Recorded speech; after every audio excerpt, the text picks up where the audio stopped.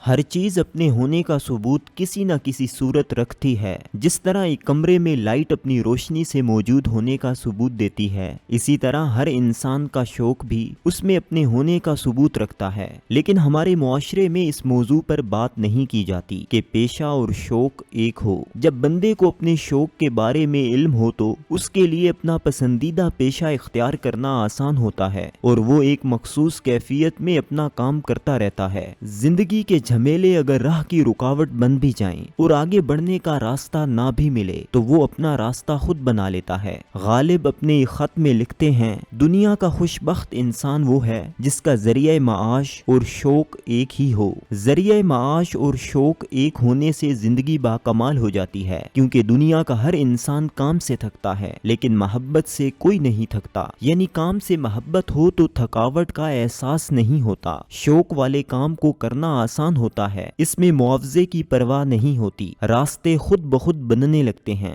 بندہ وقت کی قید سے آزاد ہو جاتا ہے، معلومات ملنا شروع ہو جاتی ہیں، شوق سے متعلقہ لوگ اچھے لگنے لگتے ہیں۔ یہ دنیا آئینہ ہے، یہ آپ کو اپنا اصل چہرہ دکھانے میں اہم کردار ادا کرتی ہے۔ اصل چہرے کی تلاش تب ممکن ہوتی ہے جب بندہ دنیا کو دیکھتا ہے اور اس میں اپنی موٹیویشن اور انسپیریشن تلاش کرتا ہے۔ سوال اپنے اندر ہوتا ہے، اندر ہی اٹھتا ہے، جبکہ کائنات اس کا جواب دیتی ہے۔ انسان کی انسپیریشن بتاتی ہے کہ اس کے آنے والے دن کیسے ہوں گے۔ دوسرے ممالک نے ہمارے مقابلے میں پیشے اور شوق پر زیادہ تحقیقات کی ہیں اور ہر پیشے کے متعلق ضروری صلاحیتوں کی جانچ پڑتال کی ہے۔ جیسے ماہر نفسیات کے لیے ضروری ہے کہ وہ سننے میں اچھا ہو، اس کی آبزرویشن بہترین ہو اور دوسروں کی نسبت ایکسپوئر زیادہ ہو۔ اس کے علاوہ اسے انسانی رویے کو پڑھنا اور سمجھنا آتا ہو۔ پیشہ اور اس کی ضروریات آپس میں ملیں تو کامیابی ممکن ہو جاتی ہے۔ شوق کی تلاش کے بارے میں سب سے پہلی تھیوری ملٹیپل انٹیلیجنس 1986 میں ہاورڈ گارڈنر نے پیش کی۔ اس تھیوری کے مطابق ذہانت ایک نہیں 9 طرح کی ہوتی ہے اور یہ ہر شخص میں مختلف پائی جاتی ہے۔ اس کے بعد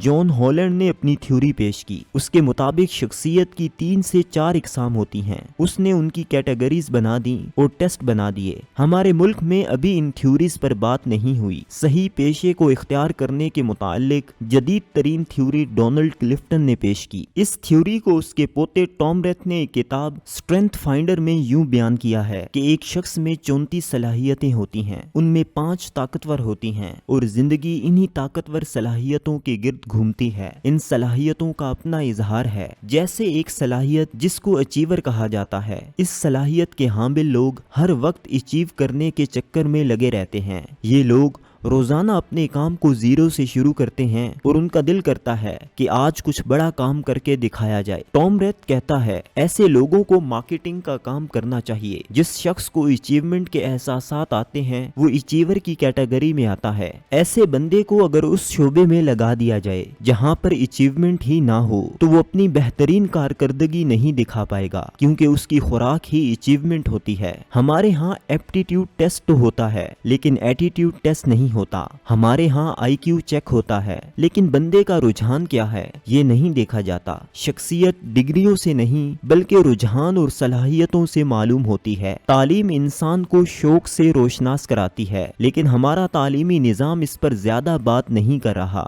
جدھر رجحان ہوتا ہے لوگ اسی طرف چل پڑتے ہیں اور اسی رجحان کی وجہ سے وہ مخصوص ڈگریاں حاصل کرتے ہیں۔ پاکستان کے قیام کے وقت ہمارے پاس نہ زیادہ ڈاکٹرز تھے اور نہ ہی انجینئر۔ ان کی تعداد میں کمی کی وجہ سے ان کی مانگ میں اضافہ ہوا، جس کے نتیجے میں لوگوں کی اکثریت یہ سمجھنے لگی کہ شاید ڈاکٹرز اور انجینئرز ہی اصل پیشے ہیں۔ دوسری طرف پرائیویٹ ادارے بھی سمجھ گئے کہ لوگ ڈاکٹرز اور انجینئرز بننا چاہتے ہیں۔ انہوں نے بھی اس کی تشہیر کی، جس کی وجہ سے نمبروں کی دوڑ شروع ہو گئی۔ ان 2 پیشوں میں لوگوں کا رجحان ہونے کی وجہ سے دوسرے پیشوں کی طرف دھیان نہیں دیا گیا۔ شوق کے ساتھ انسان بڑے خواب دیکھتا ہے۔ بڑے خواب دیکھنے کے لیے امنگ اور امید کی ضرورت ہوتی ہے۔ امید نہ ہونے کی وجہ سے انسان بڑے خواب نہیں دیکھتے۔ آج ڈگری ہولڈرز کی بہت بڑی تعداد موجود ہے لیکن ان کے پاس امید نہیں ہے۔ شوق اور پیشہ ایک ہونے کے باوجود زندگی میں محنت کرنا پڑتی ہے۔ دنیا میں جس شخص نے بھی اپنا نام بنایا اس نے راستے کی ٹھوکریں ضرور کھائیں۔ محنت کا کمال یہ ہوتا ہے کہ اس کا آغاز بہت چھوٹا ہوتا ہے لیکن اس کا اختتام بہت بڑا ہوتا ہے۔ ہر بڑے انسان کی کہانی انسانی تکلیف کی داستان ہوتی ہے۔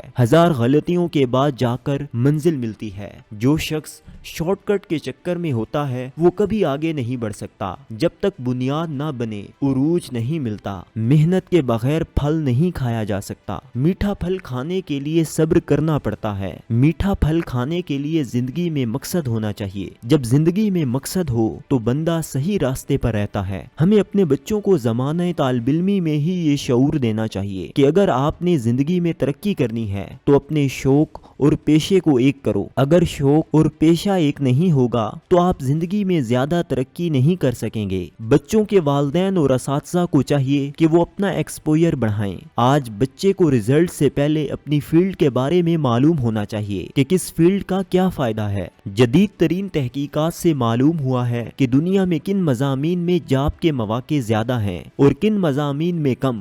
ہمارا میٹرک کا بچہ لا علم ہوتا ہے، وہ مشورے پر چل رہا ہوتا ہے، وہ والدین کی خواہشوں کے تابع ہوتا ہے۔ ہمارے تعلیمی نظام نے بے روزگار لوگوں کو استاد بنا کر مصروف کر دیا۔ ان اساتذہ میں بہت بڑی تعداد ایسی ہے جن کا پڑھانے کے ساتھ تعلق نہیں ہے لیکن وہ جاب کی مجبوری کی وجہ سے اس شعبے میں آ گئے۔ استاد وہ ہوتا ہے جو نفسیات جانتا ہو، جو جانتا ہو کہ کسی کو خود شناس کیسے کرنا ہے۔ ایک اچھے خود شناس انسان کا ساتھ خود شناسی کو ممکن بنا دیتا ہے۔ خودی کی اہمیت پر ایک جگہ حضرت واصف علی واصف رحمت اللہ علیہ فرماتے ہیں، خودی کسی شے کا وہ جوہر خاص ہے جس کے نہ ہونے سے وہ شے نہیں ہوتی۔ تعلیم وہ چیز ہے جو لوگوں کے لیے جوہر خاص کی تلاش ممکن بناتی ہے اور جس سے خود شناس لوگ پیدا ہوتے ہیں۔ آج تعلیم ہے لیکن خود شناسی نہیں ہے۔ اگر ہم اپنے اندر دیکھیں، اپنی تلاش کریں، اپنی صلاحیتوں کو دریافت کریں اور اپنی انسپیریشن دریافت کریں تو سمت بنے گی۔